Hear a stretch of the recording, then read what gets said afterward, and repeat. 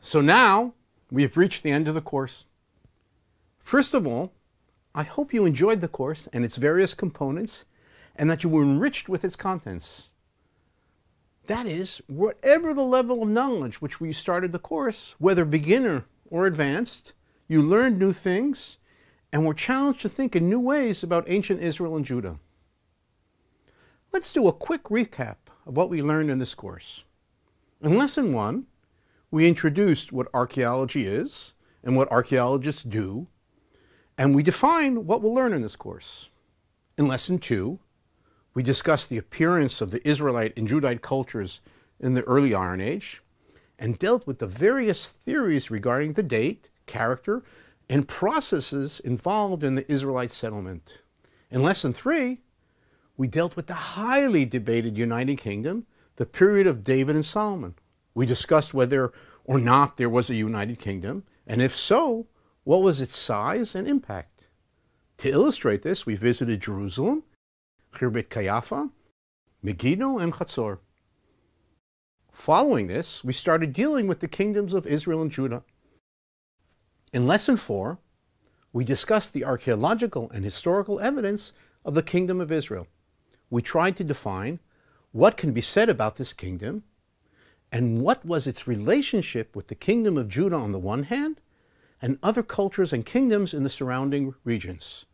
We broached the thorny question of which of the two kingdoms, of Judah and Israel, was the primary kingdom.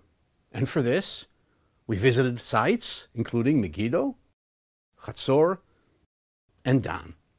In Lesson 5, we dealt with various issues relating to the kingdom of Judah from the 9th to the early 6th centuries BCE.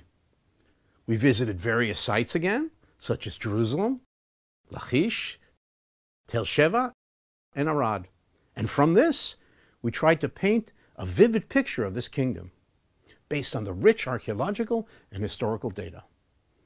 In Lesson 6, we delved into various topics relating to daily life and the institutions of ancient Israel and Judah. Israel and Judah's neighbors, both in the immediate surroundings and those further away, were the topics we dealt with in Lesson 7. This provided a broader context for understanding the kingdoms of Israel and Judah during the Iron Age. In the final lesson, Lesson 8, we discussed the end of the Iron Age, end of the Kingdom of Judah, and what happened immediately afterwards during the Babylonian and Persian periods. In addition to this, we had fascinating opportunities to discuss various topics with some of the most important leaders in the field of biblical archaeology, archaeological science, biblical studies, and the recreation of biblical food. From these discussions, I believe you got a feeling of some of the behind-the-scene issues, including aspects of some of the hot debates and how these scholars think about and work in archaeology. In addition to that, you have learned about biblical archaeology and that you know much more about ancient Israel and Judah. I hope you have come out of this course with a better understanding of what archaeology is, how archaeological research is done, and in particular, what an exciting, vibrant, and quickly developing field it is. I have a feeling that many of you are finishing the course with a taste for more. So, how do you go about continuing to learn and do archaeology? There are several ways. First of all, there are other MOOCs out there on topics related to archaeology in general and biblical studies and history in particular. I highly recommend that you take them. Secondly, just about wherever you are in the world, there are academic institutions where you can take courses in archaeology and in some cases in biblical archaeology and biblical studies. And finally, the best way to expand your knowledge in archaeology is through hands-on experience in the field. Throughout the world, there are many archaeological excavations that would be happy to accept volunteers. This is so for sure in many of your home countries. But if you're interested in expanding your knowledge and experience in biblical archaeology, then do try and join an excavation in Israel or one of the surrounding countries in which finds from biblical related periods are being excavated. And for this, let me extend to you my personal invitation to join the team at the Tel Safigat excavations. You've already seen quite a lot about this excavation in the course, so now it's time to get to know this personally. So, sign up for the coming season, get your hands and knees dirty, and dig into the actual remains of biblical periods and cultures.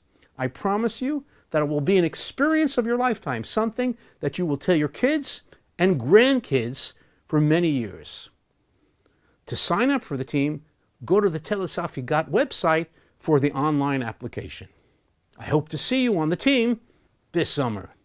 So in closing, once again, thanks for joining me on this fascinating journey into biblical archaeology. I do hope that you have been bitten by the bug and will continue to delve deeper into this fascinating topic in the future. And if I may add, I had a blast working on this course. First of all, it was a lot of fun talking about subjects that I love, but from a different angle. Second, it was great to meet such a large community of students, even if digitally, from all over the world. More than once, your comments made my day. And finally, the course made me think afresh about many issues, which was enjoyable and at times challenging. Overall, I had a ball. Shalom and lehitraot. Goodbye, and hope to see you again. And as we archaeologists like to say, dig we must.